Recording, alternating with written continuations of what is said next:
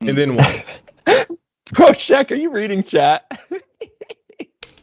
Yeah, I'm Team Shaq Oh, respectfully. that is fire. What did they say? Let's go, Sean. Let's go. Let's go, baby. We got Let's get it. We got a Let's get it. We got Hey, a what episode Shaq is this? fan in the 27? chat. 28. Damn. 28. Shout out to chat for coming through on the Wednesday, midweek. I might like this more than Sundays, but let's dive right into it. A lot has happened in the past 24 hours. How you feeling, Shaq? I'm good. Like, when I'm supposed to sit here and pout and cry about LeBron's his right man going down, his right hand man. I'm supposed to be upset about that. That's life sometimes. No, I'm not upset. Now, if we're just getting papped up and slapped around without Anthony Davis, that's a different story. But it's just like he's not here. So what can we do? It's the same. Kevin Durant wouldn't be able to lead the Brooklyn Nets to the finals. Or could they, Dale? I didn't think so. It's the same thing that happened with Golden State when KD went down. Shaq is feeling like his shirt. He's very blue right now, guys, and you can tell. And I love when you get those in. Yeah, me too.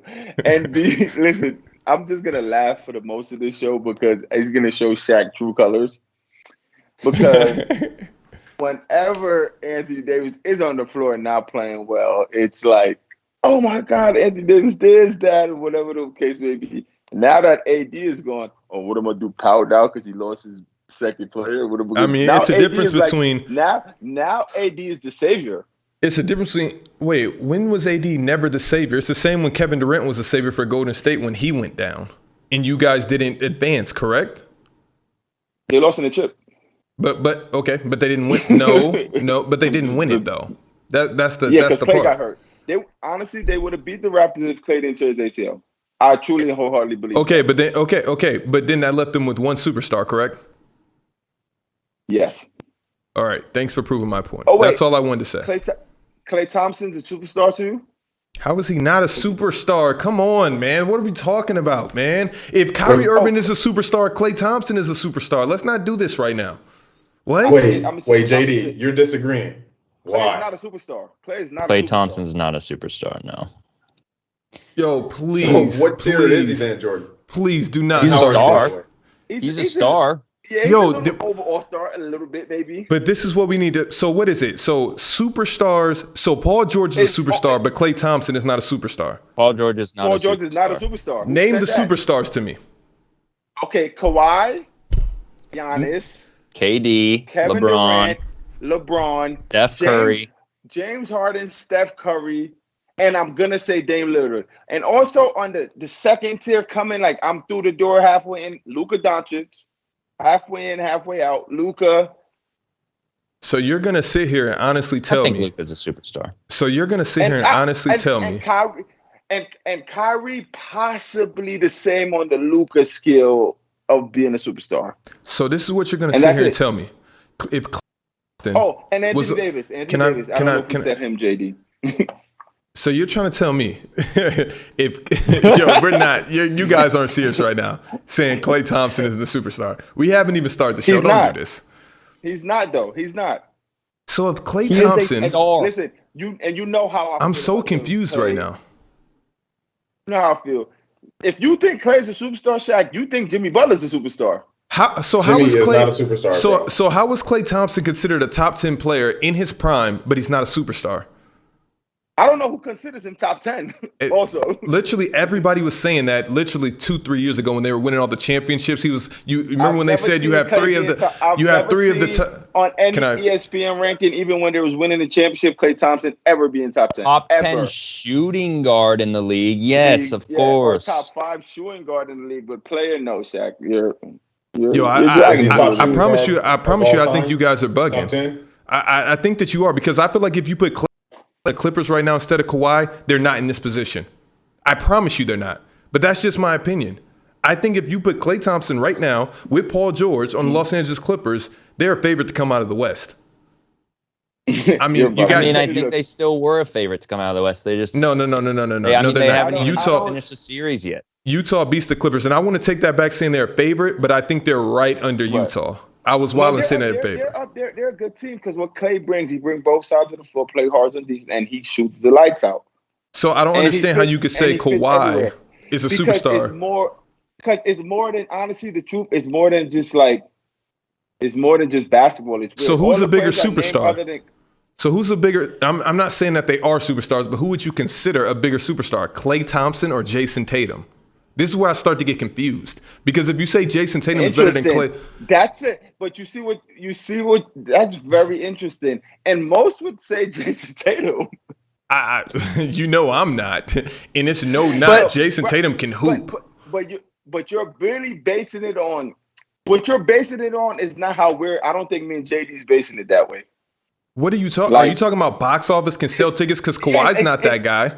I don't think Kawhi sells a lot of tickets, though. Does he? People pay to see Kawhi play. I think more people pay to see Klay and Steph play than they would ever pay to see Kawhi and Paul George play, and it's not even close. Because of that second name you named, Steph Curry. That's why. I don't think so. I think you guys are putting a lot to Steph, but Klay was really consistent every single game. So I don't understand how you could sit here and say that Klay is not a superstar in the NBA. That's really weird to me. Klay, he's not, bro. So, and JD, how do you feel about that, though, that situation? We're going to dive into it after JD comment. On what? Klay Thompson? He's not a superstar. What do I like? What? So who's better, Klay Thompson or Jason Tatum? But who'd you take? I would take.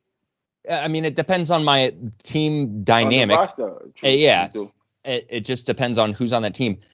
Jason Tatum isn't a superstar just as much as Klay Thompson's not a superstar. They're both stars in the NBA. They're not superstars. Dale, that's really weird that you that you have that stance because I know you don't believe that Jason Tatum is better than Klay Thompson. It's not that I don't believe he's better. I just feel that he'll be a more dominant player. If you put him on the team alone and Klay alone, I think he'll be better in that type of setting in terms of being able to create. Klay's base is based on the dynamic he's put into. Right. It's like he needs someone to really pass the ball for him to mostly go and get the bucket. Right. Well, is he playing in the system though? Is he just playing in that system and is not able to flourish? The new NBA system is based on them two light-skinned dudes. We all know that. They did this. Mm-hmm. They literally did this. Everybody's trying to do what they did, like everyone. So if you put Jason Tatum on the Suns or Klay Thompson on the Suns, is that what you're saying? That Klay Thompson would fit better in that? No. Klay would fit better on the Suns than Tatum would. Mm-hmm. I feel like Jason Tatum can only play in these type of situations. That's just me, and that's always been my knock against Jason Tatum. Because you know what's crazy? Tatum with this Lakers team, Klay will be better on the Lakers. But Tatum with this Lakers team will be wicked. It would be insane. I agree, but so would any guard. So would a Donovan Mitchell. So would we've seen Kyrie Irving. So it's not like that's just to Jason. So would a Jimmy Butler. It's not just like that's Jason Tatum exclusive. I don't know about Jimmy. I mean, you guys, of course, are going to hate on Jimmy Butler like he didn't just take that team to the finals because this is what you guys are on this podcast. This is okay, but this is what you guys are on this podcast. But what did he do a year ago? Because how could you hold that to the standard? So then KD's not the best player in the world because LeBron just won the championship. But this is what you guys do on this podcast. It's always, what have you done for me lately? You guys are really going to sit here and try to hate on Jimmy Butler, which is unbelievable. It really blows my mind. Listen. If what have you done for me lately had a person in the dictionary, it would be you. That is your MO. That's not our MO. It's literally not our MO at all. It's yours. That's what you do. You always bring up like the here and the now and what happened. But for your guys like Jimmy Butler, who you love, and Bam, your best friend, it's like they got swept, bro. They got swept. It's nothing wrong with getting swept though. Are you serious? It's nothing wrong. You calling for the Suns. But hold on, wait. You was downplaying it. No. But look at the reason why the Suns are in this situation. That's why you're so. What have you done for me lately? Because you're literally gonna sit here and act like AD has been playing and expect LeBron to just carry a team like the Cavs back in the day and do that whole spiel 10 years later. Not really, which is really funny that you ever bring up the Suns this entire show. One question. Did AD, very healthy, I might add, did he play game one or no? Of course. Okay, so what about when James Harden, they also lost a game? The Nets lost a game too, so anybody can lose. It's the NBA. You're saying you act like You know what I'm saying? AD was there and they won a game with AD. Then they lost the next two, and they were winning the game while he was playing. Then he got hurt, and then they took it over. What I'm saying, like they figure out the AD. They beat them Lakers with that same Anthony Davis, is what I'm saying. And I love AD, and I want him to play, and I want them to win because I want Kevin and LeBron. You know, I want that. But I don't even want that anymore because the teams aren't even fair now. This is how lopsided. Because if you take away take away a superstar from the Nets and you take away AD, it's still unfair. That's what we're seeing right now. So I don't understand how you try to get on here and showboat, happy that Anthony Davis is injured, and then act like you're mad. I'm showboating. Okay, I'm showboating. All right, fellas. Hey, so let's change tone real fast, because what's happening in the NBA is crazy. We've seen it happen several times over the past few weeks. These fans are really out of pocket. JD, let's start with you. What do you think should happen to prevent this in the future? Because I feel like other sports, maybe baseball, that person would have been apprehended, handcuffed, whoop-de-whoop, the whole thing. So what are your thoughts on this whole situation with the NBA fans? Well, they have been handling these most recent fans. Granted, there was a ton of social backlash, so who knows what would have happened if none of that occurred. But I was going to give a very non-serious answer and say that they should box whoever they're throwing stuff at. But I agree. I guess seriously, I don't know what organizations do what when it comes to their fan conduct and misconduct, and if you act unruly, what are the repercussions? So if they don't, then I think organizations should, state which actions are punishable on the tickets, on the all just post around the arena. Whatever, clearly state everything so that, hey, if you break this, it's pretty black and white, you did this, so you're banned for X amount of time, or you're banned indefinitely from this arena, not just for that game, but, if they have a boat show at that arena, you can't come here anymore, because you decided to be an idiot, but it has to be clear, because here's the thing, if you get kicked out for just excessively yelling stuff and it's not bad, it's really just screw you, you suck, and you just get kicked out for being excessive with it, and that you're repeating yourself over and over and over. Someone's like, come on, knock it off.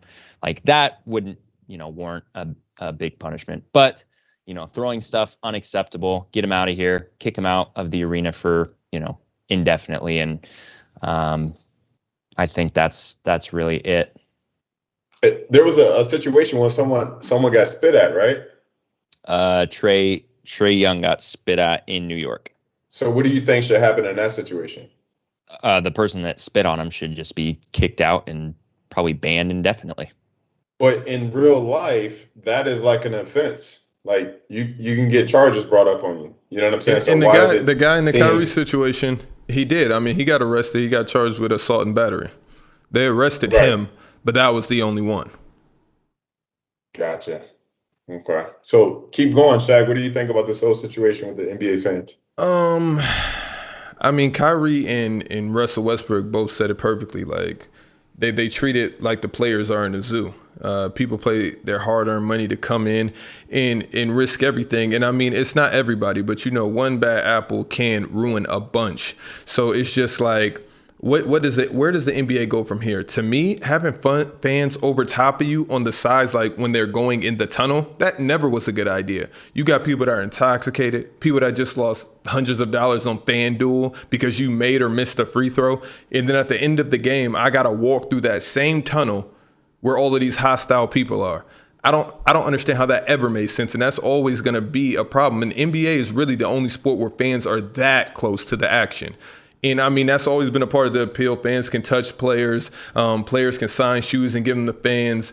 It's many things that have happened. Now, the Kyrie Irving situation, in his comments, that's where it gets a little shaky for me. And I don't know if Dale wants to go, if he has some spiel, if he wants to reply to mine. but that was weird. And when I say weird, that's my way of saying I don't want to misunderstand anybody. But that was really weird. Go ahead, Shaq. No, you got it.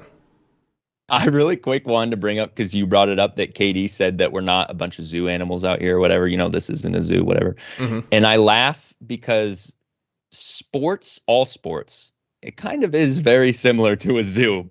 I mean, I'm not going to go and throw a water bottle at a zoo animal, but, like, you're there to spectate whatever it is. You're at the zoo to spectate animals. You're at a sporting event to spectate these people playing sports, and you're there to, like, be in awe and observe them. So I was kind of like, I don't know if that's the best comparison, but here's the problem with that. When you go to the zoo and you're knocking on the windows and you're taunting whatever fish in there, or a shark in there, that you wouldn't do if you were out in the ocean, or you wouldn't actually throw things at any animal or gorilla, you wouldn't get down in there. And when you do get down in there, you see what happens. So that's where I think they're drawing the comparison. Like, don't poke the bear and then be upset when something happens to you. Of course, at the zoo is different. We're talking about animals, but in a sense, is it really different? I mean, life is life, and I don't want to get into that long spiel. But the only thing with the KYRIE underlining statements regarding racism, I don't know, KYRIE. And I understand you got 100 times to where, okay, something happens. So if it's black, let's call it black. If it's white, let's call it white. A spade is a spade. But because this is Kyrie Irving in this situation, it's kind of like the boy that cried wolf, and I'll let Dale take it from here. Unless you want me to keep going. So it's strange.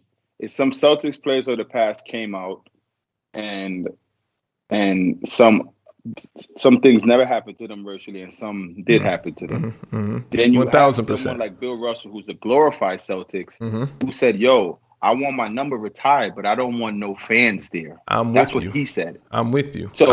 So now, let me say something. If James Harden, Kevin Durant, I'll throw whoever name. If they said what Kyrie said, you wouldn't have a problem with it. It's not even about what Kyrie said. It's the problem of you, while you're hearing Kyrie word, you're like, now this, Kyrie. Now here's something else you want to do. But there's some truth to that, though.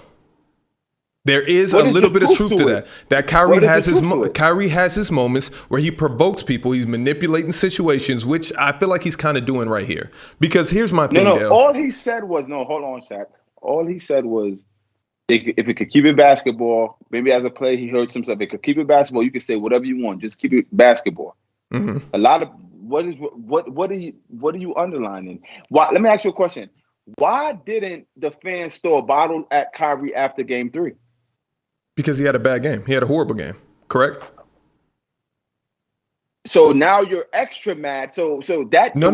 But I'm trying to figure out the same question. Why didn't Kyrie go and stump on the logo after Game 3? Since you were this mad, if I was this mad, I'm doing it the first chance that I get. If you see somebody that you really don't like and it's really some type of beef, it's on site. And for the people that don't know what on site means, it's we're fighting when I see you.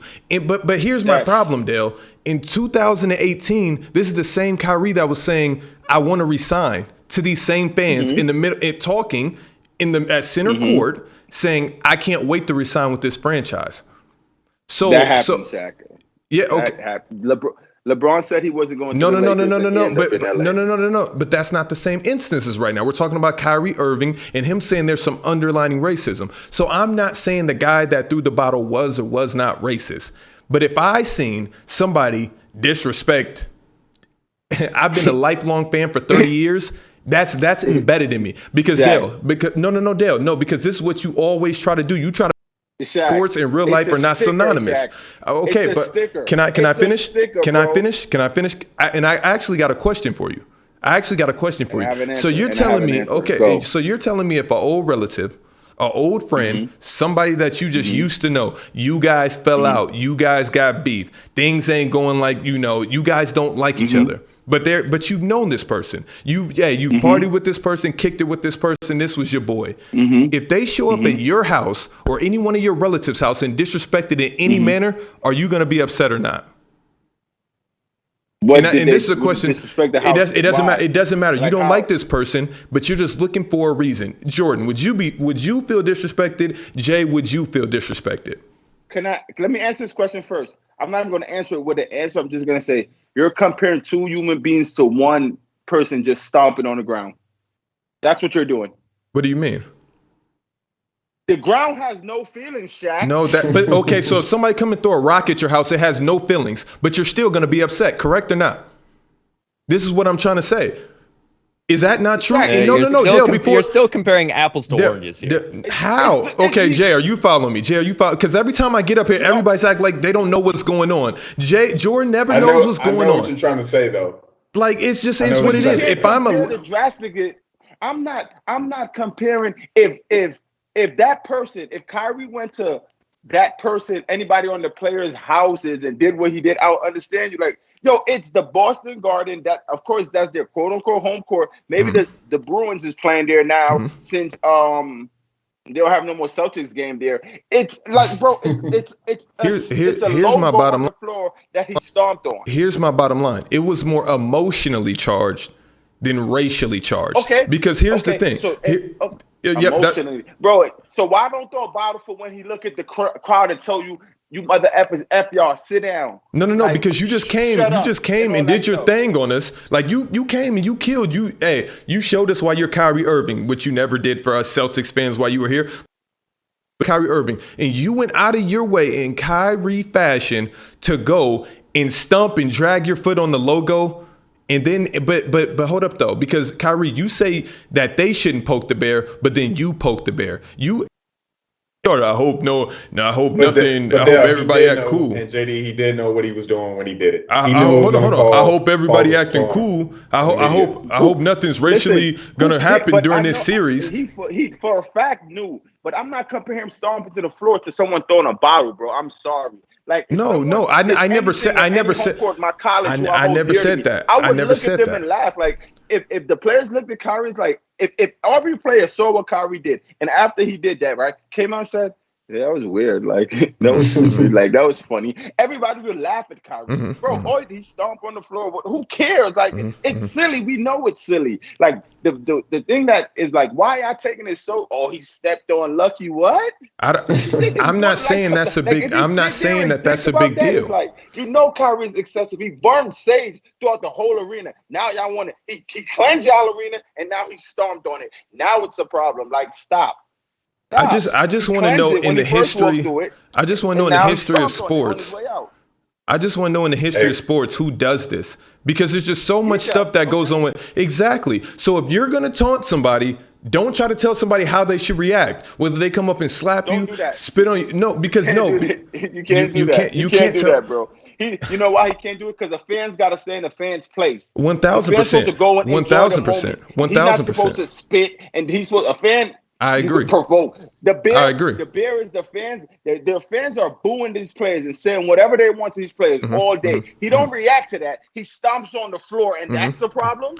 But Shaq, was that to disrespect the Celtics or to disrespect the fans? Which one? Because the Celtics organization did nothing to you. The Celtics organization clearly isn't racist. They've done plenty of things. Now that's a different. You maybe should have started with that one instead of defending the fan that got mad and threw a bottle. No, I'm not defending him. I never once defended him. What I'm saying is Kyrie. That was probably more. No. You're justifying his behavior by saying poking the bear. No, I'm saying it probably was more emotionally fueled than racially fueled. That's what I'm trying to say. It was probably more emotional. I'm not saying race to say it was racist, and I don't know if the guy was racist or not. He could have been, but I'm just saying that's a huge jump to conclusions and judgment. Kyrie, when you started it. Should he have done it? No. Hold on. He shouldn't have done it. This one all day. We got to keep it pushing. Let me just get one question, Jay. Why you never see a black fan throwing stuff at a white player, or Bro, why you never? We're not here to talk about white privilege because we know this was white privilege up and down. It always comes back to white privilege. It's racially endured. It can't be white privilege and not be a racial thing. Okay, but it doesn't make sense. Privilege, prejudices, and racism, they're different. I see where they intertwine, but there are different instances. Now, I can't say because if a black guy would have done it, it would have been emotional. That's what all I'm saying is. But you don't see that though. You only see it one way. Really rarely. But you know why we only see it. Show up at a game, of course, throw a bottle at Gordon Hayward, and then it's a problem. You're going to the slammer underneath, so you're doing that bid and be prepared. No, I agree with you there. I agree with you there. I agree with you. Let me ask you this question. Switching gears. What's up with your boy LeBron? Is he gonna be all right? What do you want me to say? Next game? No, I think he knows. He knows Anthony Davis isn't returning. Or else I don't think he does that. I don't understand how Anthony Davis returns from a growing injury. I really don't. That soon. Have you dealt with this emotionally, Shaq? I've dealt with a growing injury, and I was out for about 2 months. Have you dealt with the Lakers not moving on emotionally yet? I've dealt with a growing injury, and it was about 2 months. But you haven't dealt with this L that's about to take place. But here's the thing, because you guys rah over here basically mocking Anthony Davis's injury, calling that this L's about to take place. That's what it feels like. No. What do you guys want me to say? You, is it over for the Lakers? Hey, they could still win the series. They could still win the series. It'll be tough, but LeBron's been here before. I think the more sad thing is like, and I saw something earlier today. It's like some video, but like this is like LeBron's last hurrah. Like he is done soon. He is almost up out of here. His best years are behind him. How many years do you think he has? Good years or just how like good years. His good years are gone. Good years are gone. Okay, playing that at is the level insane. He's playing at right now. Then. That is insane. This is what happens. That's why this is the Prisoner of the Moment podcast. He just literally won a championship. He comes off of injury. Him and Anthony Davis. I don't agree with his good moments are gone. And that's surprising also coming from you, JD, because you are like heavy up the LeBron train. I've never seen a prisoner of a moment quote like that. So, Shaq, all your prisoner of the moment statement, you can get it off right now. But that was very surprising, JD. Del, like, LeBron, it was just one game. LeBron had a shortened season last year. LeBron played an entire season this year, and he's getting another year older. He didn't play the entire season this year. But because he got injured. Because he got injured. But it wasn't like he tore his knee off. It was a high ankle sprain, which he probably could have came back sooner. But I'm not coming back before Anthony Davis comes back. But in hindsight, I would have for better positioning. Has he not suffered more injuries this year than like throughout his entire career? That's true. But the biggest thing people I told my brothers this, still have it in my phone. I said it, I was watching the game. I might have said it to y'all also. It was in February. And I was like, yo, Ron don't have the same impact he does like he did before. Maybe his age or whatever, but his greatest impact is how he could uplift like the mediocre players. That impact and that control he doesn't have no more. And that's what I seen then. And it's what I see now. You never really, when did anybody get hurt on a LeBron team and you still didn't think they had look, Kevin Love at his peak the first year with the Cavs and Kyrie went out. And he took that Warriors team to 6 games with Matthew Dellavedova. And it wasn't him, it was just his impact and whatever just uplifted. And he doesn't have that no more. And I don't know how that dynamic and that when they say Father Time, I think that's the biggest thing with Bron. But to sit here and say he's like his good years are gone, I don't think Bron good years are gone. The only time he's gone is when he retired. Honestly, that's just really how I feel about him. He will, until he retires, he will forever be a top 8 player in the NBA, to me personally.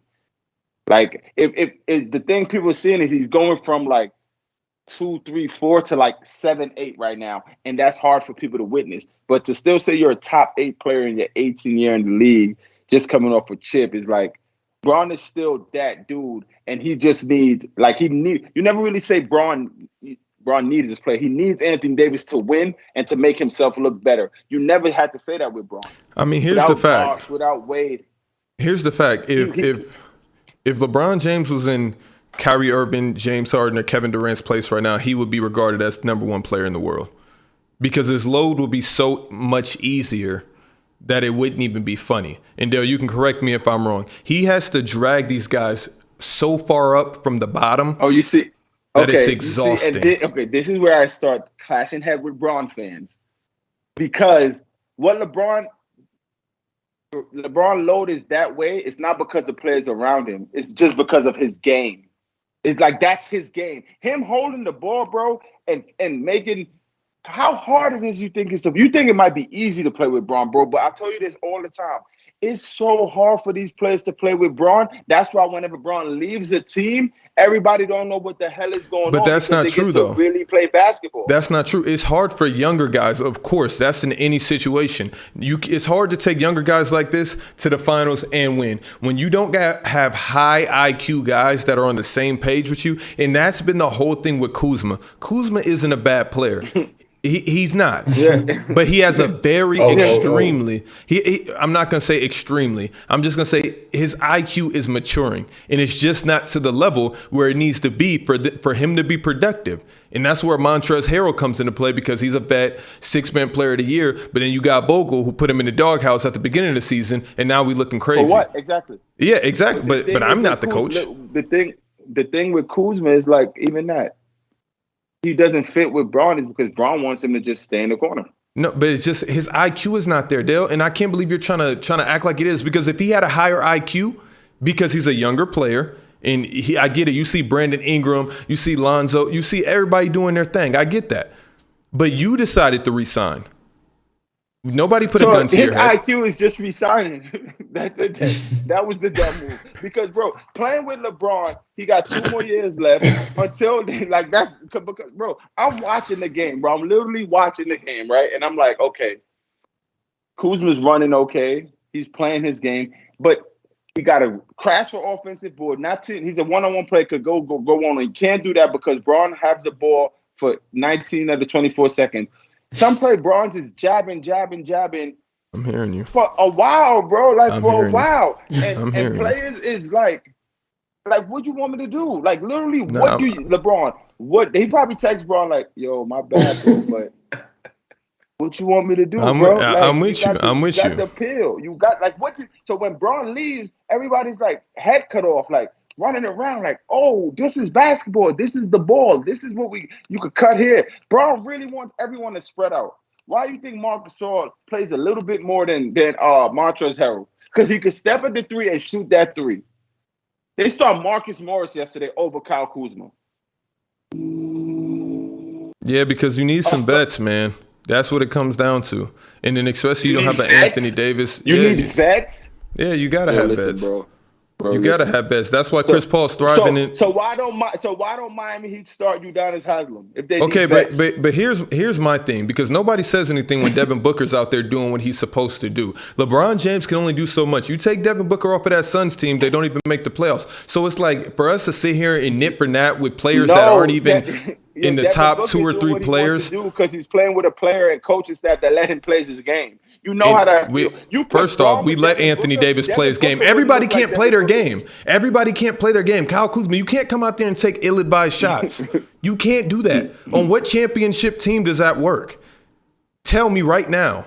I'm listening. I'm all ears.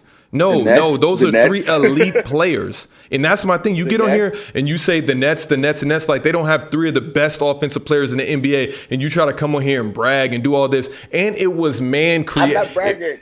Yeah, you are. Another thing. Yeah, you are. At your boy. Look, another player. I was scared of him, and hopefully he starts picking up. What is going on with Andre Drummond, bro? It's just so bad in LA.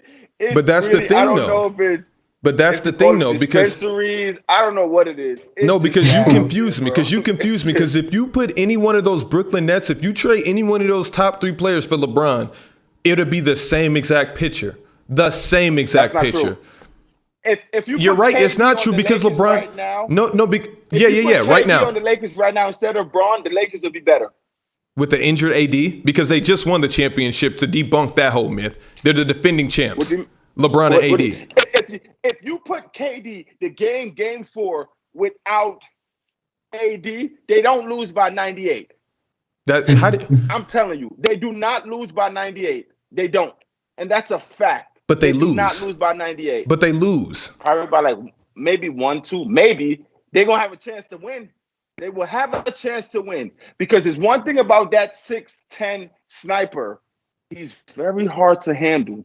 He's clearly not. We've seen he's clearly not. He's been beaten. It's not like he's just the Slim Reaper that you guys all claim. Don't get me wrong. Amazing player, probably the best in the world after LeBron. But we're not about to sit here and act like he has not gone to teams that have favored him every single year. You go to sleep now with your head on your pillow and you turn to sis, good night, sis, rub the baby, then you turn over, say good night to Koa. Then you look up and he be like, KD really better than Braun. No. I can accept the fact that he's better than LeBron. I can accept that fact. Where I draw the line in the sand is when has he ever won a championship without some super duper squad? I'm not doing this. I'm not answering that question every Wednesday or Tuesday or every Sunday. When has he done this? When has Braun won a chip with no one else? When was it just Braun and his coach? No. I'm talking about every time KD does it.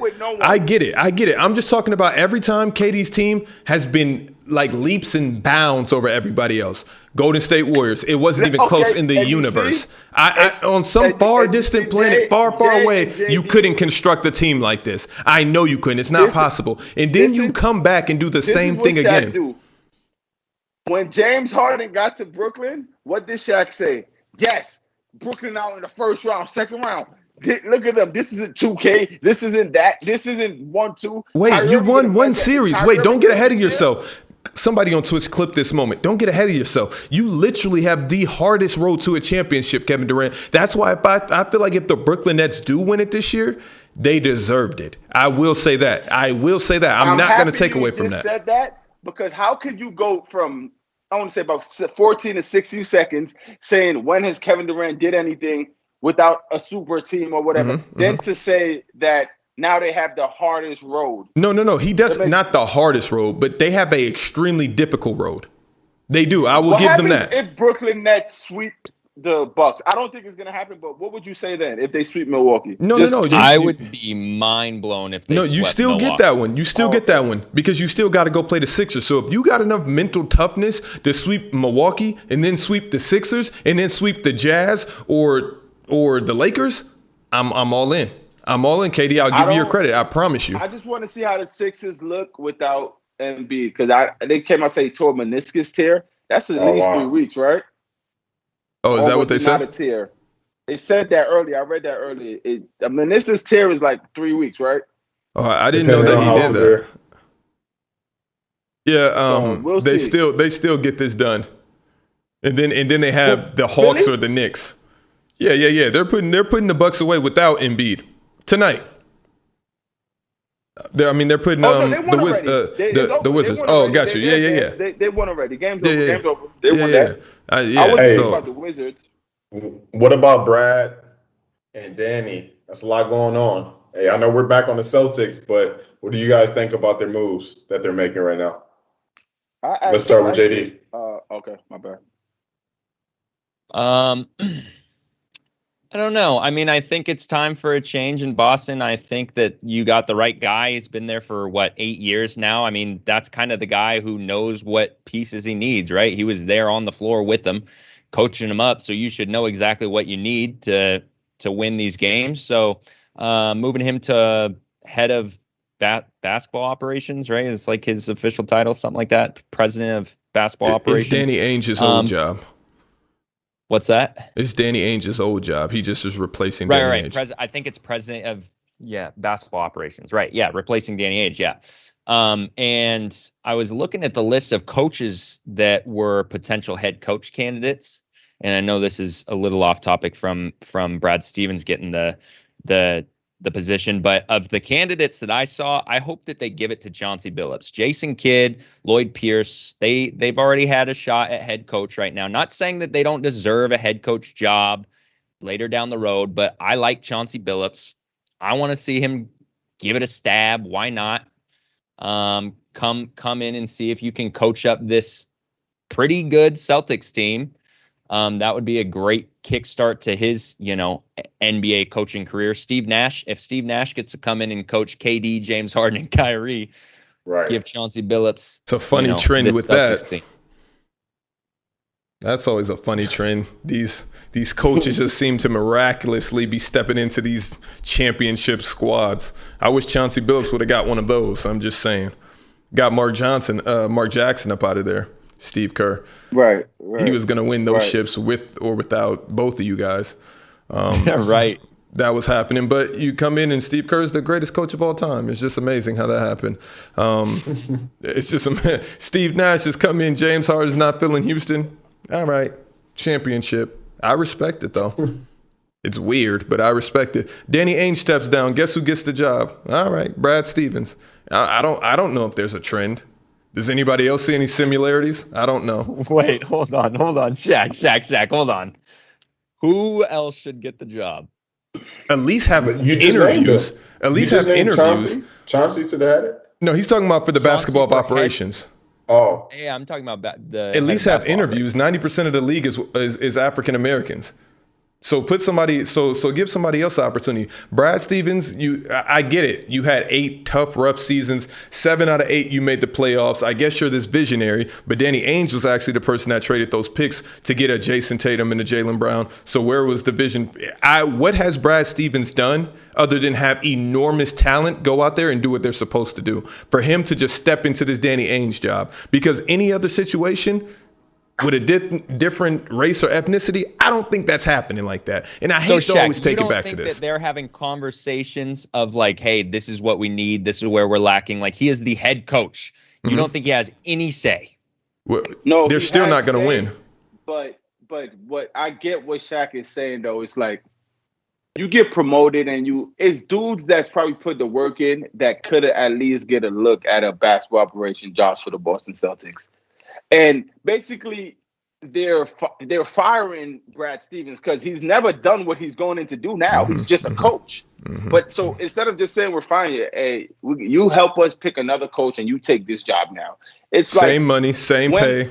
It's like, when does that happen? Like Mark Jackson, you coach of the year, you lose in the second round of playoffs, you get fired and whoop-de-whoop. No matter, we don't know the underline and don't get hired again. He was coach of the year, got fired, and never been hired again. That's crazy. Wicked developments. If you know what I'm saying, like, no matter, I don't know what he said or what's making him blackball. His blackball is worse than what happened to Melo. Like, it's ridiculous that he hasn't been, like, he laid the foundation for that war for Steve Kerr to literally just walk in there and take him to the top. And Steve Kerr is the first to say that. He's the first to commend Mark Jackson. Like, honestly, I just walked into the little tweak of offense. If you look back to marketing them, taking the Spurs team to like 7 games as young pups. Like, you know what I'm saying? And that's what Brad Stevens literally is like, all right, Butler, head coach, Celtics, 8 years, playoffs, 3 conference finals, boom, whoop-de-whoop. All right, we done. Ainge, you done. Scoop Brad, let's go look for a coach. And I was off Danny Ainge after the whole Isaiah Thomas situation debacle. That was nasty. Don't tell somebody you're not going to trade them and then trade them. So really quick. I mean, Del, I think you make valid points, and I'm not going to discredit any of the points you make. But I am curious. Let's, in a traditional job, director of sales, let's say, director of sales is close to retiring. We have a sales manager who's been in their role for 10, 15 years maybe, and they're next up. Do you hire the person that's internal that understands the organization, the people, this person's trustworthy, I've been around this guy for 10, 15 years. I know what he's about. I know what he could potentially do. Or do I start doing interviews and see, you know what, maybe I can find someone externally who's new to the company, doesn't know anyone, but, he's qualified for the job. He or she, sorry. Only one player wins the championship every year. I mean, only one team wins the championship. So if you're going to sit here and tell me that Brad Stevens is the best pick for this job, I'm not buying it. I'm just not. I'm not going. I'm not. I get it. You understand the system, but clearly something needs to change. I get what you're saying. JD, but then I have to sit there and think like, this is like, say they're winning, right? Say they're still winning series in the playoff, they lose in the conference finals, right? One, do Ainge leave, and do Brad Stevens still becomes that guy? You see what I'm saying? That's my problem with it. He's only becoming this guy because y'all know y'all need a new face in the locker room, and y'all don't want to just fire him because what he means to the organization. And that's fair. And it just made me prove that NBA and whatever you do and pick and choose is really just labels nowadays. It's literally just pick of the litter. Like, yo, you stop being an agent, Rob Pelinka, now you be the GM of the Lakers. Leon Rose, don't be Melo, Chris Paul, agent no more. You come be the GM of the New York Knicks. It's literally what's happening. It's like, no. So for Brad to get the job it's honestly not even like surprising. It is what it is nowadays. But I remember when GMs like the Ernie Grunfelds and the dudes was really GMing and really basketball operations, like Danny Ainge once was. Danny Ainge never coached. He went through the business of becoming that, like to be a GM. Brad Stevens, all he knows is coaching. And now he's like the GM head man of the Boston Celtics. It's like, all right. It's kind of like when the Nets picked Steve Nash. I've never understood that. To this day, that would never happen for a black coach. Never coached a day in his life. No YMCA, no, and you're going to walk in to coach Kevin Durant and Kyrie Irving as your first job? Come on. Like, come on. Like, how? To this day. Like, yeah, how? it's a weird flex from Danny Ainge and the Boston organization. You could have just sent him off on his way, but I mean, I don't know. Right. I guess he's a winner. I guess he's doing everything right to come and turn that program around. But my thing is, if you couldn't do it as the coach, as hands-on, because you had the talent and you had the opportunities. I mean, of course, you met LeBron in some of those situations, but that's life sometimes. But I mean, still, like that team, what Danny Ainge is realizing, he can't go to a team that's better because they have so much talent. But the fact is, they're 5 or 6 years out from actually going to a finals and being heavy contenders. Because I think if that core stays together for 5 or 6 years, they go to the finals, maybe back to back to back. I do feel like they run off some playoff runs where they could possibly win a championship. Tatum has shown me a lot in the playoffs. But as it sees right now, how long is KD and those guys going to stay together? 3 more years? Brad Stevens isn't waiting for that. And he got what he wanted. I mean, I would have taken the opportunity too. All right, let's keep you pushing. Quick hitters right here. Buy or sell. All right, JD, do you think the Suns will win this series against the Lakers?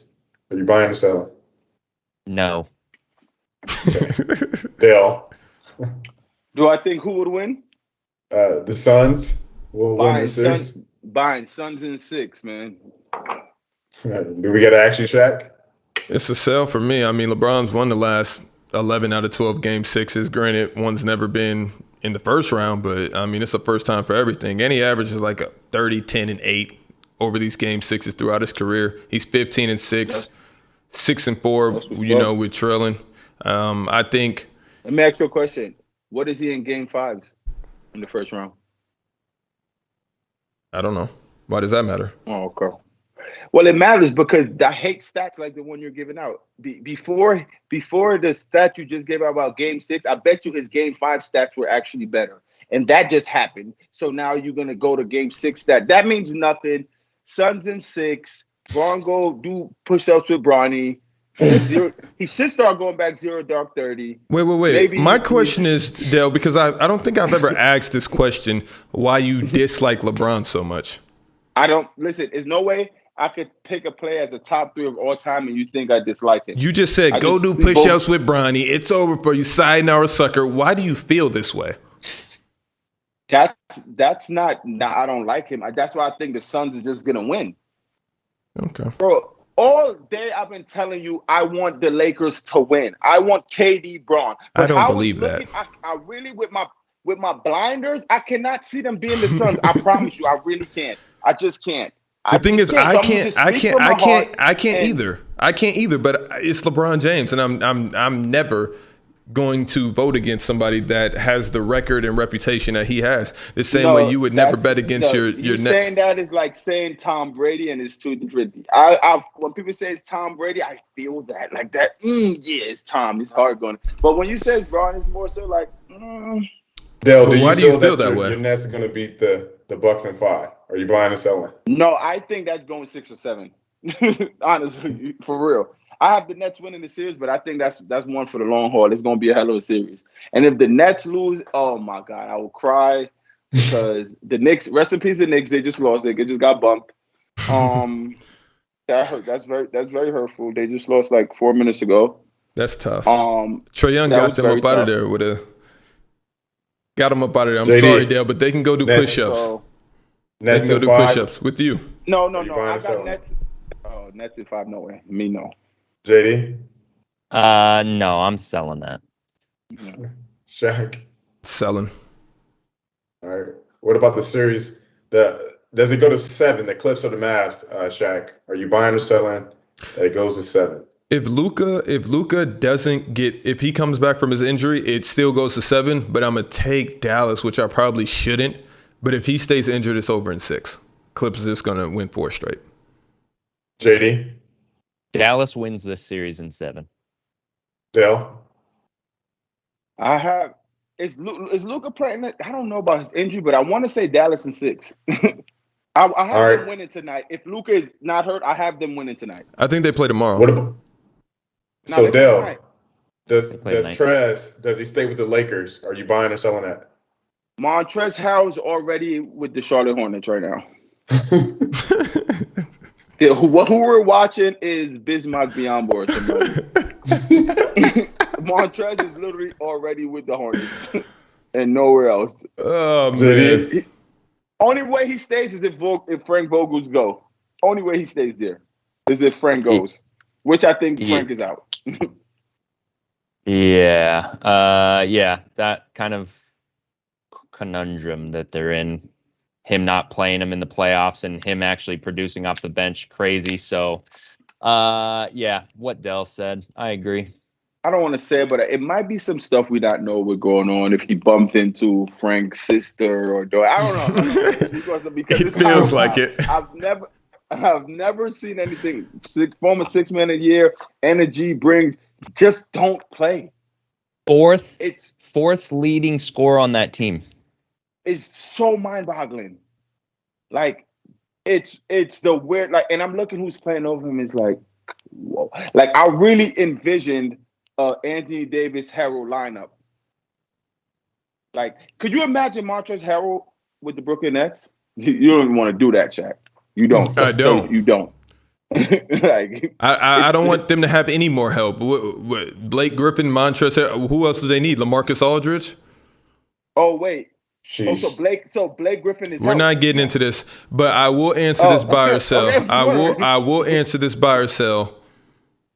Harrell and LeBron to the Sixers. What? What? What? LeBron goes. You see, this is what are you talking about, bro? I'm just trying to even the playing fields in my imaginary land. Okay, so if he goes to the Sixers, what will Ben Simmons do? No, he's going to get traded for Ben Simmons, and they're going to take Harrell with them.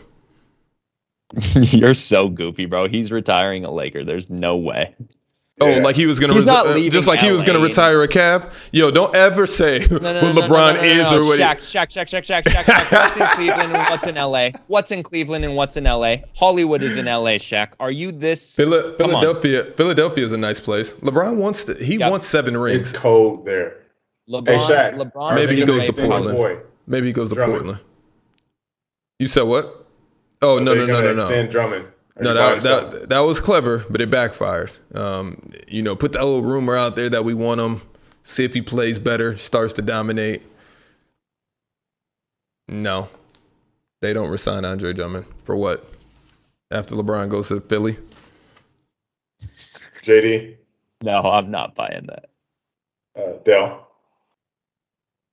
I don't know what to buy with this guy. So, like, he's disappointing me because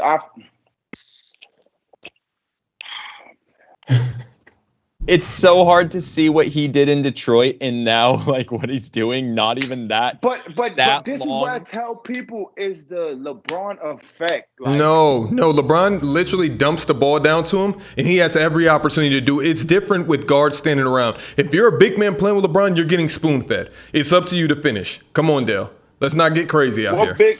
What big man got spoon-fed? Zydrunas Ilgauskas. He made him look like an all-star.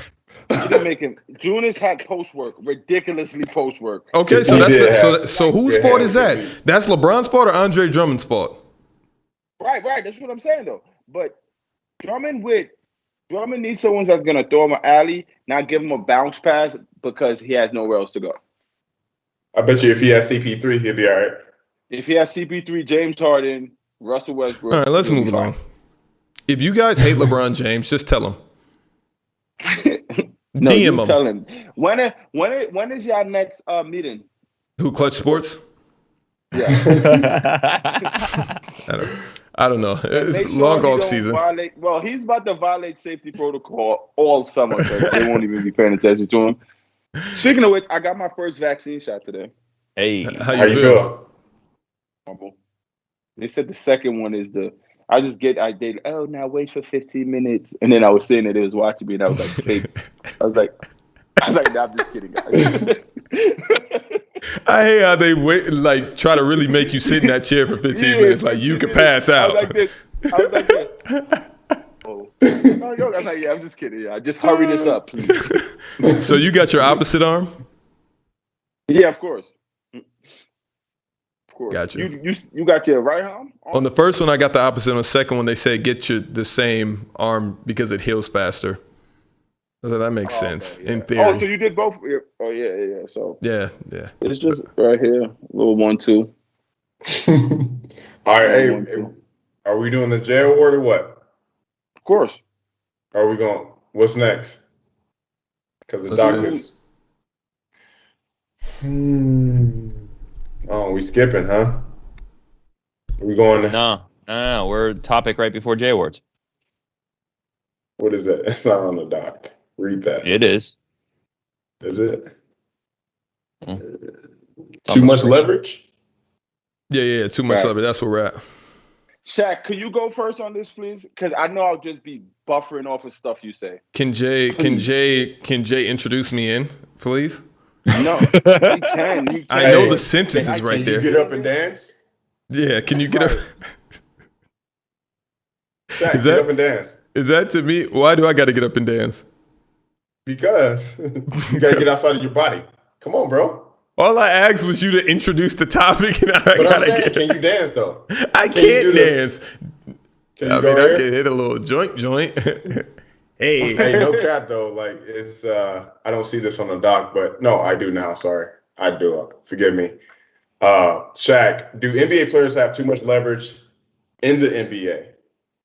Like, is it players' league? We know that, but do they have a little too much? They don't have a little too much.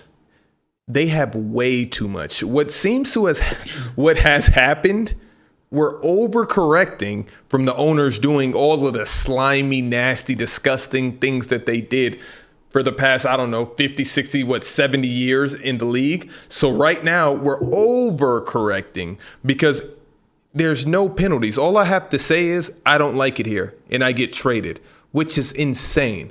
And the only penalty is, of course, if the team keeps them, that creates the, what am I looking for? If the team keeps them, it's like, oh, we're going to lose value in the summer. So we have to trade them for something.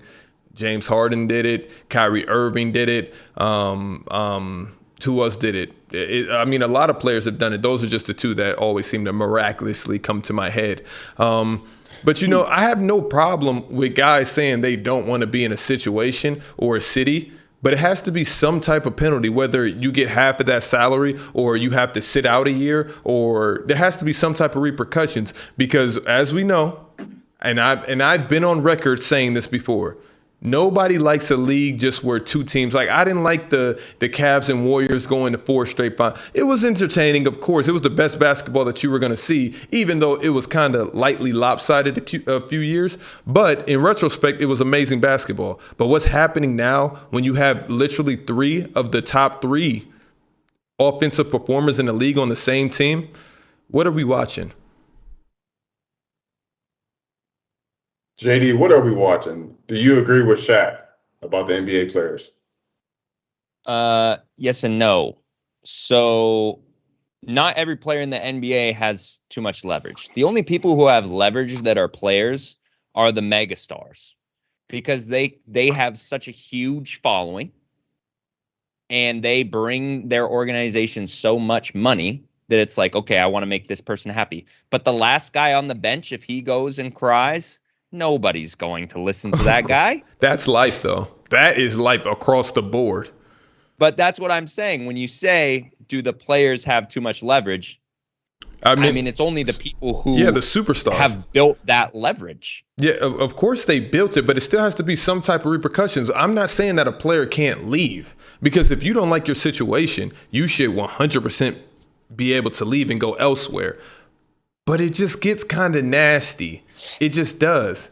It just does. And I've said LeBron, when he left Cleveland for Miami, it was nasty. Of course, he has the right to do it, but it was kind of nasty. I feel like in Boston with KG, Ray Allen, Paul Pierce, the owner kind of traded. He gave up assets. It was certain players on the team that he traded away to get those 2 to acquire Ray Allen and Kevin Garnett. But this. Like, I don't know. So what's next? That's what I'm trying to figure out. Because if at any point Damian Lillard said he didn't like his situation, now what? What team does he go to? Try and resolve it. Does he go to the Bucks? Try and resolve it, or any team would pick him up. Yeah, but you see, with Houston, they tried to resolve it and they still lost. Yeah, I mean that's on them. This is quite literally life. This is quite literally life. There's no way to like make this better. There's just really isn't. I mean, this is in life when you negotiate a salary for yourself, for let's say, if you suck at your job, you're probably not going to get a raise. If you're good at your job and you say, I want this much money or I'm out, they will find a way to pay you. I just feel like there should be some type of penalty. I'm not saying that like, oh my God, players shouldn't have the choice. I just feel like, all right, well then the NBA should penalize this player for just agreeing to a contract, a super max or whatever the max may be, and then just deciding to say, hey, I want to leave now because I don't like something one way or another. I don't know. That's just me. And I get the James Harden situation was different because there was some type of racially charged thing with the owner, or I forget who it was. And he's like, I don't want to be here anymore because I don't stand for that. I can get behind something like that. I'm not mad at it. I'm just saying, do they have too much leverage? Yes. Should they have leverage? Yes. A contract is a two-way binding agreement. So if the organizations don't tighten their contracts up, that's on them. No, it's not up to the organization. It's literally up to the NBA as a conglomerate. And they're realizing that, we're going to have to change something soon. Because all contracts are the same in the NBA. It's not, just like you said, the person at the end of the bench gets the same contract as the superstar on the team. The wording is all the same. It isn't something in there that can say, it is. What do you mean? There isn't something in there that can say, what? What are you about to say? No team can just be like, hey, if you decide to leave, we're going to pin them. True. That's not so true. You're telling me that an NBA team right now can, hold on, you're telling me an NBA team right now can say, hey, Kevin Durant, if you don't score this many points, we're going to dock your pay. Hey, if you decide to leave or not play this, we're going to dock your pay. No. In the honestly, contract? You can write whatever you want in the contract, though. Yeah, you can write whatever you want in the contract, so I'm not understanding what you're saying. That is completely false. Okay, I'm not doing this with you guys right now. I'm not doing this with you guys right now. Okay, I'm not doing this with you guys right now. I'm not doing this with you guys right now. Okay. It's what someone is willing to agree. Hey, KD could have put in his contract, hey, I want this as my house, this to be my house. And if yes or no. Of course you can put that type of language in there. But an NBA team cannot go to any NBA player in the league and say, hey, if you don't perform, don't put up these numbers. If you leave or do this and expect and sign any player in the league. You can't do that. Listen, what are we talking about? It, but the player would turn it down. Exactly. That's what would happen. Exactly. So that is law. That is law because it's never happened and it's not going to happen. So you can't sit here and tell me they're not stupid to where's their time. Of course. And that's why the players have too much leverage. And I'm not saying that it's a wrong. Now let me explain something to you. I wanted to get it. You keep saying this leverage stuff. Why was it never for the owners to look at anything when is a player not performing the way he want to perform and them just trading him? I 100% said that's nasty. I literally said can the player put in contract, hey, if I'm playing bad, you guys can't do nothing to me? It's first off, if they're playing bad, the team can't do anything to them other than trade them. They're still going to get their money. So what are we talking about? So exactly my point. It's a two-way street and everything. That's why I think both people have the right amount of leverage. It's just the mega star when they do what they do when it's not working out for them. They're just taking more ownership of themselves, of their own life. So when James Harden says, I don't want to be here for whatever reason, I get it. Things happen. Kyrie say, I don't want to be here for whatever reason. Now you open up the entire league to know, hey, we can get this player at a discount. Yep, exactly. Who cares? Because when there's rumors coming out that before the season, the Boston Celtics and Danny Ainge wants to trade Kemba Walker for Drew Holiday, who let that out? Kemba the Peoples didn't do that. I've literally said that there should be penalties on both sides. I said it at the beginning of the show, and I'm saying it again now. There should be penalties. It's the nature of the business, bro. It's just the nature of the business. It is what it is. Like the owners. All I'm saying, they smart enough. They opened the market up, and now they're mad. That's it. Take your lumps. And this is the thing. I'm saying for the sport. I'm not because this is what you're getting confused with. You think that I'm saying that the owner should have all the leeway or the player should have all the leeway. And this is probably how Jordan's going to edit it for TikTok and make it seem that way. Well, that's not my loss. You got to come watch the show if you want to hear the full argument. But anyways, I'm saying that for the sport, it'd be nice if you trade a player, there's some type of penalty, not a small penalty, something humongous. If a player wants to leave, chime in, JD. You don't have to agree. There already are penalties. If they break their contract, you have to pay the buyouts and stuff. So I mean, there's already language in there. So I'm trying to figure out like where is the. I think what's, and this is more of like God, what is not ethical. God, what is the word I'm looking? Kind of moral.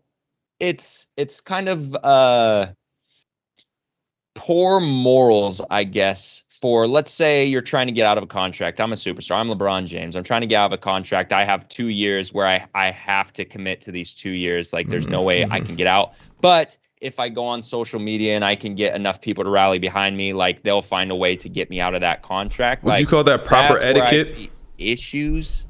But I don't see an issue of you just trying to get out and you working it out with the team and another organization and like it's just negotiating. I agree, but that's not how it usually goes down, ever. It rarely goes down to where both terms are just like, hey, we're happy with this. One side's always going to feel slighted. Facts. And I feel like to prevent that. Of course. No. I get that. I get that aspect. I'm talking about for the integrity, because in college sports, if you decide to leave the team, you got to sit out a year. And these are just facts. Yeah, but they're not getting paid. So exactly. But these players are. That's exactly what I'm. You just proved my point for me. That's a bad example. That's not a bad example. Kill the NBA.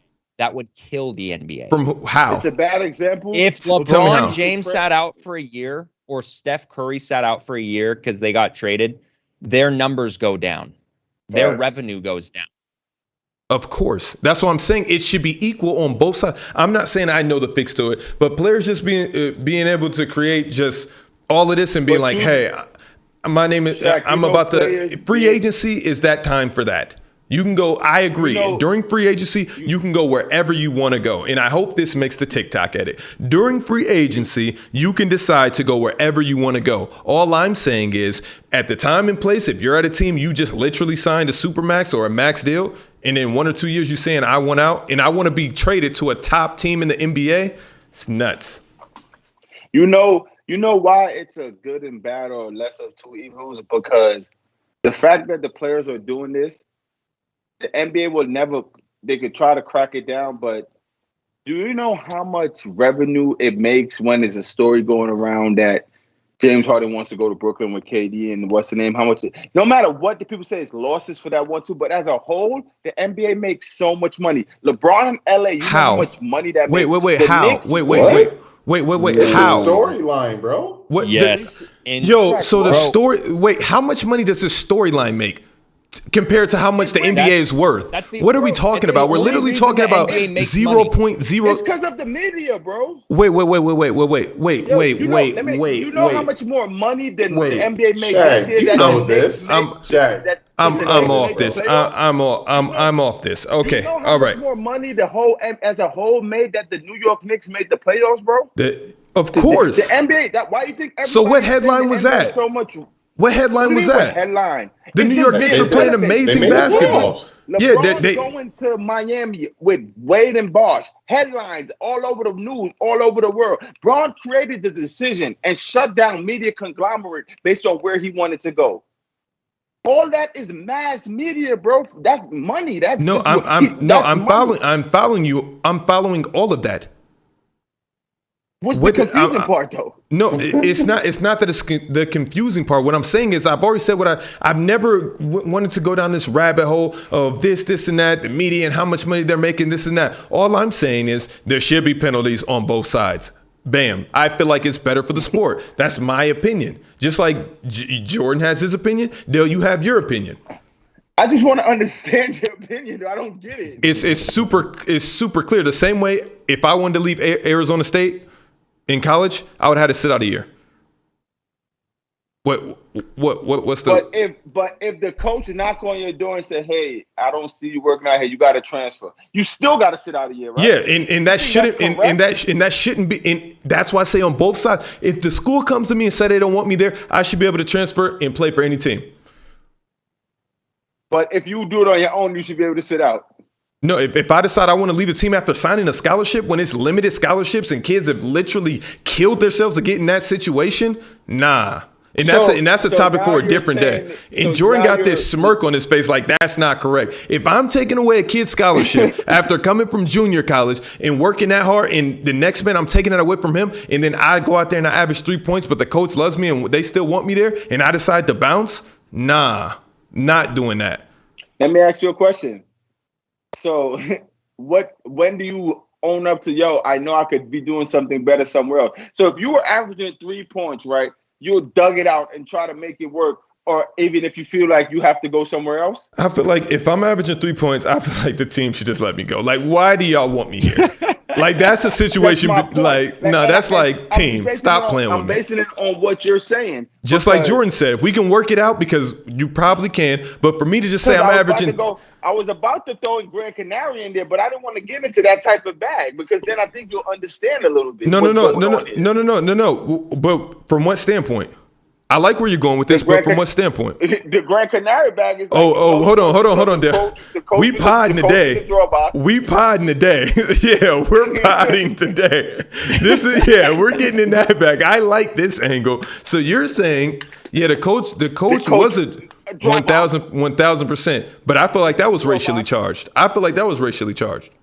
Okay, no matter what it was, racially charged or not. Nor did the coach want me there. To sit back. So he should sit back and not draw on Twitter. You shouldn't draw on Twitter like this guy's a bozo. The coach 100% did not want me there. So if it could have came to an agreement, like boom, boom, boom, but in overseas you don't have to sit out a year. So it's like that's kind of a hard. No, it's not. But I'm not talking about the sitting out of here. I'm just talking the fact that he didn't want you there, but you wanted to be there until he didn't want you there. So where do you find the median in that? No. Who wins that? No. I get to stay. I 1,000% get to stay. It's the same exact point. I signed the contract. I get to stay. But if I sign a contract with them and say, yo, I want to dip out of here. No. We're not getting down like that.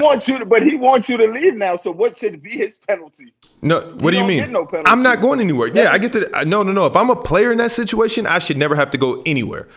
Just like I feel the same in the league as well. And that's why I say there should be a penalty. Don't sign a 5th or 6th player on the team, like trade for them, and then say, oh, I don't want them there. I feel like that's bogus too. And I've said that since the beginning. And that's why I say teams should also be penalized. So I honestly don't see what's so hard to understand this concept. It's hard to understand it because that, like you said, that's life and that is life sometimes. And you have to break down that bro, it's life. Like there's no way you feel that is no way that will ever be both ways of both people coming to agreement on anything. If I'm a superstar in this league and I'm playing for Houston and I don't see it working, clearly James Harden, PJ Tucker. Why do James Harden get scolded the way he does for leaving the Rockets, and then they end up telling PJ Tucker and DeMarcus Cousins, we don't need you guys no more. Sit down, everybody. It's not right, Dale. And so what are you saying? This is my point, bro. I've literally said it 100 times, and then Jordan sits here. He's chuckling like he doesn't understand it. Who's a really smart guy? No, Jay's over there, but he just doesn't. He just doesn't understand why you feel this way because it's simple as to, yo, Shaq, you see what's going on. There's no way you should think like both people being penalized. If I have the power to control my own destiny and try to go to somewhere I know I'll be happy and doing my job, I will do it. Everybody would. And if the owners of a team and GM thinks they can find someone better, they're going to find someone better, and that's what it is. Listen, okay, here's the thing. I tell you underneath, yo, I don't want to be here anymore. Just like at a job, what do they say when you're about to leave a job? 2-week notice. Exactly. So don't just come out here and be on social media talking about I'm out. Same for the team. If you want me to get up out of here, you better be shopping me around secretly. Don't let everybody, I better be comfortable with where I'm going. Don't just trade me to any destination. No secret with Woj, you're right. In the contracts, it should say, I don't want to go to this team, this team, this team, this team, this team, this team, or this team. There's no secret with Woj, bro. I'm sorry. No secret session. Yo, my bad. Had to check on the puppy. It's getting hot in here. Are we doing the J Awards for the best non-first round draft pick? Ask it, but I do respect you guys' stance on that. Like I do see where you guys were coming from. I can say that. I just feel like it'll make it more interesting. That's all. I don't respect your opinions ever. Any of them. Yeah. Now, hey Jordan, when he sees you in Vegas, you know you're gonna be put in the headlock, right? He's gonna kiss me on the forehead. Jay, I'm gonna let you do the headlocking. I'm gonna stir that pot. Jay, you're gonna need a stepping stool to give me a headlock, Jay. Oh, me? Come on, bro. Yeah. I'm a giant slayer. Straight up. Oh man. You'll find out. JD, you don't believe Fat Meat Greasy? I have no idea what you just said. I know.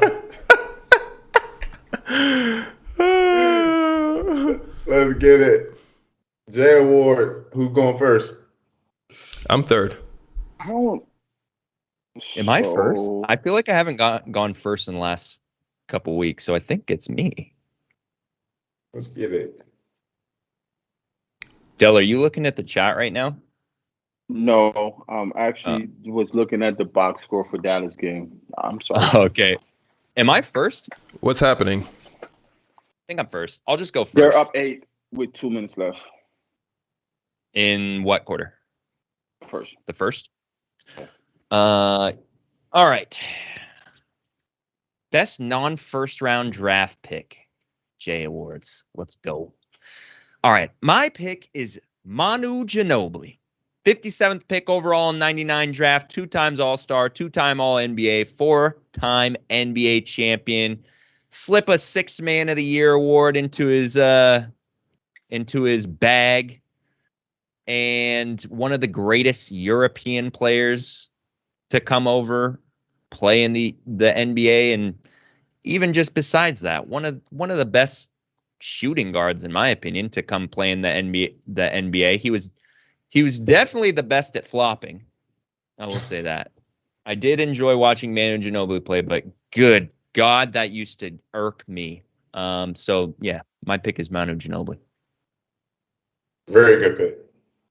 I was up in the air. I'm next, and I'm gonna go with Draymond Green, defensive player of the year, one of the best defensive players in the NBA, 2nd round pick out of Michigan State, 3 championships. Could have been 4, but he was a bozo, and he would have won final MVP then. He changed the way people. He was the originator with the small ball start with the Warriors. He did that. He made it non-existent to really have centers when they really started aligning that lineup in the NBA. All-Star, Defensive Player of the Year, future Hall of Famer. based on what I just seen and who they're letting mostly anyone in. I'm gonna go Draymond Green. Okay. Trade Day. Who you got, Shaq? Who I'm gonna go with? I'm going with Dennis Rodman for obvious reasons. 5-time NBA champ. Two of them with Detroit, 3 of them with the Bulls. So he won championships on 2 different teams. 10-time rebounding leader, 7-time All Defensive Team, 2 or 3-time third team All NBA, 2-time All Star. This guy's resume speaks for itself. Most stylish hairstyle in NBA history. That's just to throw all that in. And so my pick is Dennis Rodman. This is tough. Ginobili, killer. Come on, man. Unstoppable lefty. Mm-hmm. Day, he did change the game, though. But Dennis, the worm. The menace. Gotta go with Dennis. The worm. I gotta go with Dennis Rodman. That's 2 in a row. Okay, Shaq. Okay, don't just drop that like that. Don't ever I was that asking the question. Don't do that. Wait. What was the one you won last? Derrick Rose. Right? Derrick Rose, I think, was 2 weeks ago. Yeah. NBA career ruined by injury. And we didn't have one last week. Dillard after that. I'm on a tear. You're not on a tear. Who put that in the chat first of y'all group? Y'all gripe. I was second. I put Dennis second. Who was first? Me. He picked Ginobili. Pick Manu. You didn't pick Dennis? No. That's crazy. It's kind of wild, but I think Manu Ginobili is a better basketball player than Dennis Rodman. It depends on what your skill. Okay, yeah, cool. What are you talking about? But I don't think he impacted the game. Yeah, impact on the game is insane. Like when I came to the chat, and because I was busy, obviously, I was going Dennis. But when I came to the chat and see Dennis, I was like, I could just doodle down and think of who I'm gonna pick because I didn't see no one beating Dennis. At first, I even read the question wrong, but I'm like, I didn't even know it was Jill Word on the doc because I just skimmed through it. I went straight to 6 because Shaq had something about me and 5 players who could be. I can't wait to hear that. I can't wait to hear that team. And that's when Sunday. No, or is that now? That's after the end. This next topic. Oh, okay. All right, let's get to topic 5. Let's hurry this show up. I can't wait. No. That's because how they was rushing. I can't wait to say that team. I thought I wrote it, but then I'm just reel it off. All right, so let's start with you, JD. You got to start, bench, cut. Yeah. Jason Tatum. Yep. Donovan Mitchell or Zion Williamson. Yeah, you're starting Jason Tatum, benching Zion, cutting Donovan Mitchell.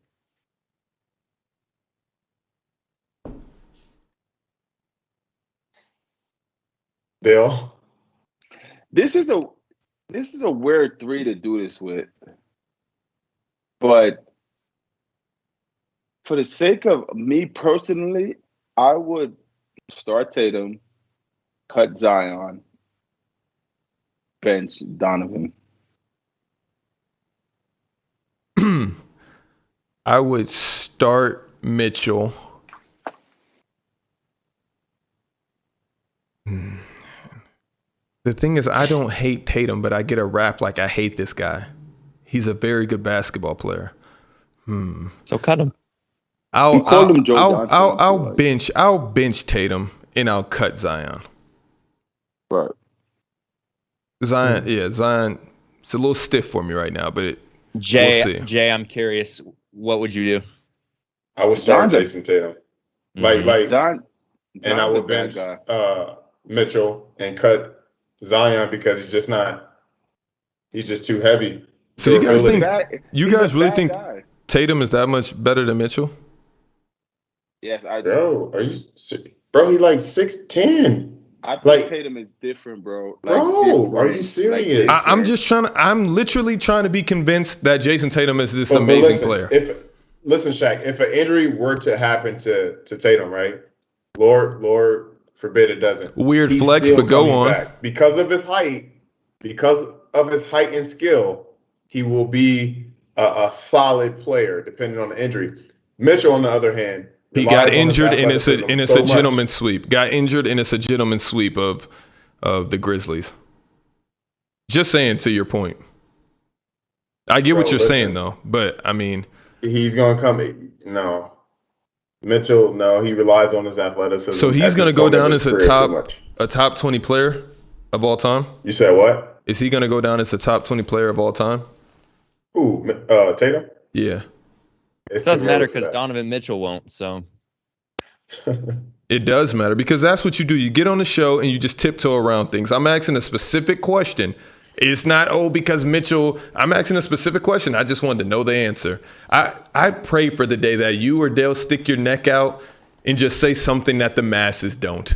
But I mean, I guess this isn't the time or place. Is it popular opinion? This isn't the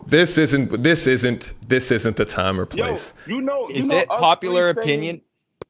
Us three saying that Zion getting cut, everyone's on TikTok. If you post that, they would shame us. Yeah, I don't think so. Sure going to shame you. I'm the only one who picked the right lineup. So why would you say what the math say, Shaq? I just asked the question. I love you guys, and I'm asking a simple question. Can I do that? But is it you guys took it personal. Who says that Jason Tatum's going to go down as a top 20 player ever? Who says that? What are you doing? He's so weird. He just pulls shit out of his ass. No, it's Jason Tatum is 22, right? He's 22, and you're predicting his next 12 years. Let's see how it goes, bro. Injury happens and all this stuff. Like, you guys come at me like that all the time, and I gotta sit here and take it. I ask one simple question: can you not say what the masses say? And you guys are ready to throw your cameras. I just asked a simple question. I didn't mean to invoke all of this anger. What the masses say. Okay, I'm sorry. I didn't say that you did. I'm sorry. All right, so Del. Jay, you see how bothered they got? Beat this one. Jay, you see how bothered? Kobe Bryant, Michael Jordan, and LeBron James, and Shaq too. You're gonna my backcourt would be Steph, Klay Thompson, Kevin Durant, Tim Duncan, and Hakeem Olajuwon. Who is Tim Duncan guarding? LeBron James. Okay, wait. Whoa. Who is Steph guarding? Allen Iverson. Okay. Continue. Okay. Whoa. Who is Allen Iverson guarding? Who's guarding Tim Duncan? Who's guarding Hakeem Olajuwon? And then you have Klay. Jordan and Kobe got to run around on him, and then you got KD. That team is getting swept in a best of 7. That team is getting swept in a best of 7. That's a lie, Shaq. That's like the biggest lie you told today. Shaq is such a clown. What's going to be the series? Who got home court? Of course they have home court. You're coming with this visiting roster. It doesn't matter who has home court. Wait a second. You're telling me that team is beating Kobe Bryant, LeBron James, and Michael Jordan and Shaq. The only reason they would I'm not saying they're beating them because I don't go against Mike. You name a team I think will compete, and I named the team that I thought would compete. I don't think Mike loses in like championship setting, which he never been to a game 7. That's a hell of a stat. My team I picked to compete and to lose like in maybe 6 games, and that's the team. I love the team of Steph, Klay, KD, Timmy, and Hakeem Olajuwon. 5 max. 5 max. I'll give a gentleman's sweep. But it said name a 5 that can beat this team. Name a 5 that can beat this team. Because I was sitting there and I'm thinking, I don't like naming players or putting together a formidable team is hard pressed when you have my top 2 players ever on one team. Like, so and And you have Shaq's top 3 players. Exactly. You see what I'm saying? So it's very hard pressed. I tried telling you guys. You try to do a little 1-2. You throw a little cancer in there and just throwing AI, because I don't know how he ended up on this team. I was just driving through Virginia and saw this guy. Come on. I don't get it. I don't know how his name is. I don't know where. Who should have been Magic? Johnson. But the fact that you have AI helped me to pick Steph, Clay, and KD, because if it's just one game where. But I don't understand why you're not picking Kawhi. I don't understand why you're not picking Kawhi. Since Clay's not this superstar, now we're reverting back to the truth. Okay, no, it's about team form. It's about forming a team, bro. It's about forming a team, not a single player, bro. And you know that. Like, what about a Melo? Did you say Melo? You just pick names. You just pick names. You literally just pick names. I honestly put together a better team than the one you just created. Did you say team? Did you say Carmelo? No, I didn't. Because we're talking about team. Did you say Jason Tatum? No, because we're talking about team ball. If you have Allen Iverson, I could have picked Melo. It's like when you have AI, there's like, because I like Iverson and what he did, but it's like, come on, like who you think better, AI or Steph? The fact that the defense that you're getting from this team, because you act like AI didn't lead the league in steals multiple years, so that's laughable. Even though that's playing in the lanes, it doesn't matter. That's still going to help. But you got LeBron, he's playing D. Jordan, he's playing D. Kobe, he's playing D. Then you got to go over top of Shaq. Who's not playing D? Other than our both point guards.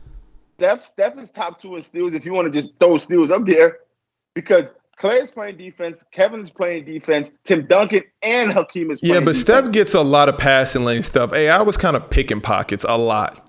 Just now you just said a lot of those was in the lanes. I'm just saying. Now you go back. I'm just saying. And now what? No, more than Steph. I'm talking about more than Steph. More than Steph. Steph is a lot of passing lane stuff. And that, but it doesn't even matter, because it's not going to come down to those two. It's not going to come. Steph or Allen Iverson? Oh, I can take your approach. On a team, I would choose Steph Curry. Talent, I'm choosing AI, and this can be a topic on Sunday's show. Allen Iverson talent versus Steph Curry's talent. I'm not taking him in no way. I'm not taking him in no talent, no nothing. Steph is better than him. Two different eras, because it's two different eras, and this is where we always get caught up in this prisoner of the moment podcast. And it should be called prisoner of the moment, because if AI came up in this league right now, or if Steph came up back then, Steph would be an afterthought if he played back in the day, because we had shooters like Steph back in the day. Anywhere. No, you didn't have no shooter like that, man. It's no light-skinned dude walking around like that. Stop it. And the line was a little closer. He wouldn't be playing like that. That's what I'm telling you. Why not? He wouldn't be running around Dipsy doing, because nobody did it. Reggie Miller didn't do it. So? Ray Allen, no shooters play like that. No shooters play like that. So no. Eric Snow played. Aaron McKee played. Steph wouldn't play.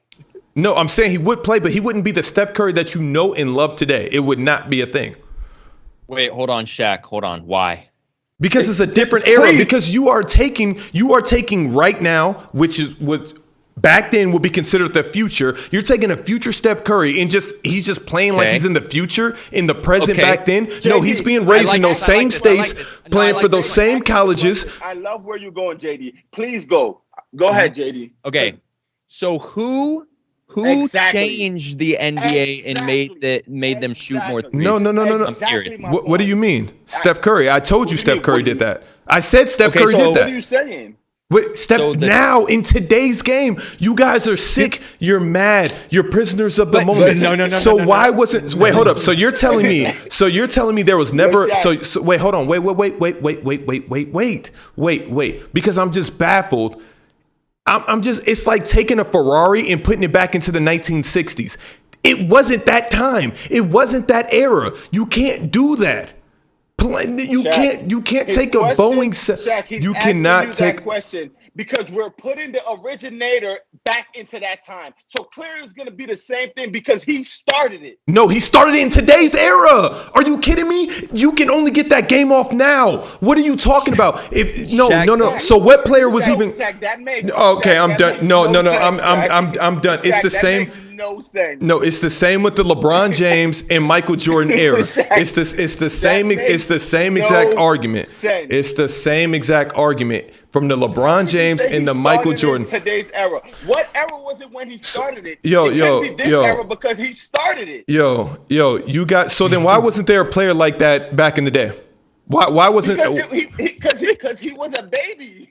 So who would Steph Curry have watched to get to that point back in the day? His father. No one.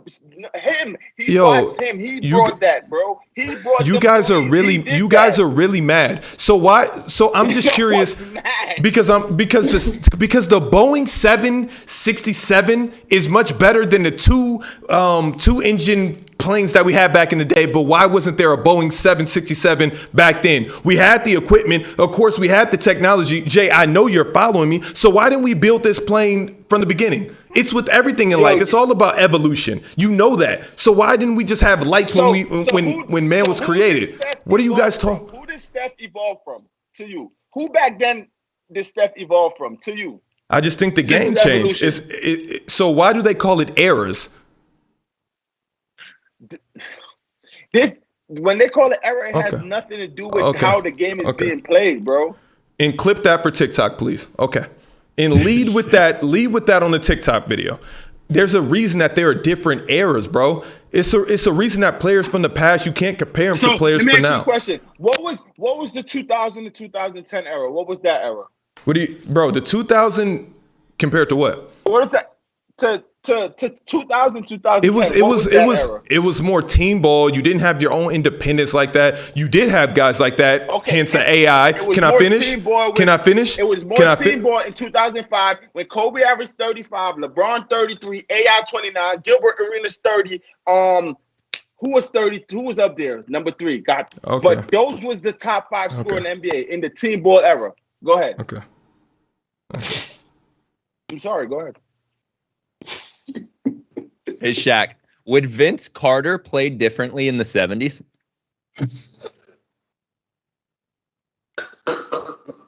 Meaning what? Like, this is ridiculous. He'd not dunk in the 70s. Okay, so it's the same way. So you're telling me Shaq would play I'm not even going to curse. So you're telling me Shaq would play the same style right now? Shaq would be Shaq in today's NBA. I'm done. If you got to think about that, I'm done. Okay, let's move on. End of the show. Let's move on. Let's get up out of here. Shaq could play in today's NBA. Okay, let's go. No. Shaq could play in today's NBA. Because you're taking somebody that's back here into the future, but you're saying someone in the future couldn't play in the past. Because Shaq wouldn't be Shaq if he was born 20 years ago. He will be a completely different type of player. That's what I'm trying to tell you. Why don't you understand that? No. Because he would. No, Shaq would not be Shaq if he was born 20 years ago. That's all I'm saying. He would develop a jump shot. Exactly. It's evolution. The same way Steph Curry, it was probably a player. Can I finish? Okay. I guarantee you there was a person that shot like Steph that could not play the way Steph is playing now 30, 40 years ago. You guys are bugging. And Shaq can play in this era today with this type of pick and roll at the top of the key. Luka Doncic, Shaq guarding Luka Doncic at that size, you're bugging, but okay. You're singling out one of the best pick and roll players. Who's going to stop Shaq? I'm just letting you know. What, in today's era? Only person Shaq couldn't play with in today's era is LeBron James. He would be on the bench because who is Shaq gonna guard? And that's the problem right now. That's why the NBA it's evolution. And you guys sit here and act like that's not a thing, which is mind blowing to me. It's mind blowing to me. Why didn't Thomas Edison invent the internet? Because you don't know what you don't know. You don't know what you don't know. Listen. Why can't Shaq play in this era, but Jonas Valanciunas can? Because I'm telling you, if Shaq, with the same exact body build, grew up 20 years ago, it will be a completely different player. That's what I'm letting you know. Shaq wasn't always that big. Shaq came into the league. It doesn't matter. What I'm saying is the Shaquille O'Neal that you know will be out there shooting threes, hoisting them up. He wouldn't just be under the basket trying to dunk on people. Why? Because that body type does not fit right now. And even if he didn't, I'm not saying he wouldn't be an amazing player, but he wouldn't be Shaq. He wouldn't be in my top 3.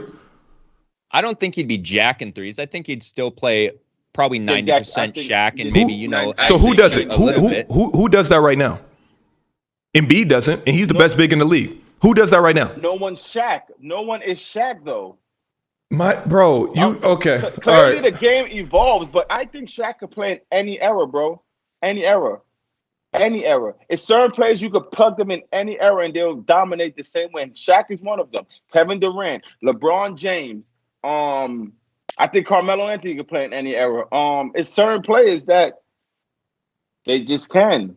That's what it is. Like, I'm confused why you say Steph can't go back there and just dominate. That's the weirdest thing you ever said. No, it's not, because I think that you're talking about early 2000s and 2005, and he's still not doing it then. He would not be this type of player just running around, Harlem shaking, hoisting up threes, looking back at the bench, dancing around on the floor, up and unders. Let me ask you a question. Because what? Okay, you said you said even 2005. Even in 05. What year made it? What made the year that it was okay? What happened in the league with Adam Silver? Steph happened. No. Steph happened, but Steph wasn't even Steph before Steph. Yes, he had to evolve into that. He had to evolve into that. Davidson Steph? No. This is what he's doing in the NBA for the last 5-6 years. So what school? So what college? What college is he doing that back in 2000, 2001? Let alone, I was talking about the 90s and 80s. But let's even forget about that. What college is he doing that in 2000? He did it. What do you mean? We saw it. No. In the year 2000, not now, no. I'm talking about year 2000, because you're talking about every era is the same and Steph can do this anywhere. What college is he doing that at? In not to say that it even worked when he was doing it. And that's no knock to Steph. He played on a low major, so of course he's not going to go to the NCAA. He took them to the Elite Eight. Yeah, okay. I'm saying, of course he's not going to win the championship. It was impressive, but I'm saying, bro, there is no way Steph Curry would be Steph Curry. Like, what are you guys saying? So if he grew up in the same era with Vince Carter, because if he grew up in the same era with Vince Carter, Kobe Bryant, you think Steph is out there dancing and doing all this dipsy-do? Okay. All right. And on top of that, Shaq is dominating in today's era. I want both of these on TikTok. Jay, please send me these TikToks before they hit so I can make sure everything that's supposed to be there is in there so they can rip him to shreds in the comments. Let me ask you a question. They're gonna eat you alive. Shaq, why you think Steph can't dominate like a Kobe's and all that stuff when it was 2010, 11, and he were doing it to the Kobe's and all of them? We've already ran over. We can revisit this on Sunday. What do you want to talk? Because all I said was AI, more skill and talent than Steph Curry. Steph Curry's an amazing shooter. He is. That's just my opinion. But this whole Shaq can play today, that took a wild turn. That was super random. Great show, by the way. We know Dennis Rodman can because Draymond Green can. What? These are just facts. Yeah, bro, we need to end the show before Shaq loses his mind.